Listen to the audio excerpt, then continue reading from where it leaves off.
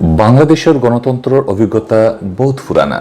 গণতন্ত্র আর মানুষের অধিকার আদায়ের লাগিয়েও বাংলাদেশের জন্ম হইছে। অতার উপরেও আমরা দেশ খাড়া আছে। আমেরিকার পররাষ্ট্রমন্ত্রীরে দেওয়া চিঠির ব্যাপারে সিলেটের সাংবাদিকসকলের এক প্রশ্ন জবাবে রবিবার মাদানে পররাষ্ট্রমন্ত্রী doctor A K Abdul Momen কথা হয়েছেন। র্যাব আর র্যাবর বর্তমান ও আগর অফিসার সকলের উপরে আমেরিকার নিষেধাজ্ঞা লইয়া হৌ দেশের পররাষ্ট্রমন্ত্রী অ্যাটর্নি জে ব্লিংকেনের চিঠি দিয়া জবাব দিছেন আমরা দেশের পররাষ্ট্রমন্ত্রী ডক্টর এ কে আব্দুল মোমেনে। 31 ডিসেম্বর মোমেনের সাইন করা এই চিঠি হাইকমিশনের মাধ্যমে ফাটানি হয়েছে। ও চিঠির ব্যাপারে সাংবাদিকসকলের এক প্রশ্নের জবাবে মোমেনে কইছেন এর আগে অতা লইয়া ব্লিংকেনের লগে তান ফোনে মাত হইছে। ওই সময় ফোনে যেটা মাত হইছিল অতাও চিঠিতে লেখিয়া দেওয়া হইছে। ফোনে মাতার সময় ব্লিংকেনে আমরা দেশের গণতন্ত্র আর মানবাধিকার লইয়া তান দেশের সরকারের চিন্তার কথা কইছিল।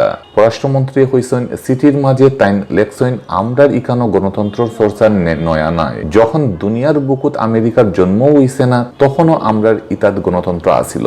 মানুষে বুট দিয়া সরকার বানাইতো, যে কারণে আমরারে গণতন্ত্রের সবক দিয়া লাভ নাই। আর আমরার বাংলাদেশের জন্মও তো হইছে গণতন্ত্র লাগে।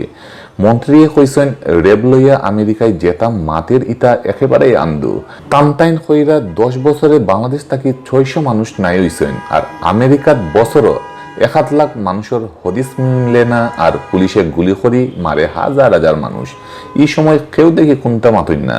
তারার দেশে পুলিশে গুলি করি মারলে কই ইতা বুঝি লাইন অফ ডিউটি। আর আমরা ইকানো সুন তাকি ফান খসলে কইবা এক্সট্রা জুডিশিয়াল কিলিং।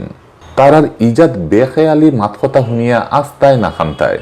আমেরিকায় আমরা দেশের র্যাব আর র্যাবর অফিসারের উপরে যে নিষেধাজ্ঞা দিচ্ছেন ইটা মোটেও ঠিক করছেন না।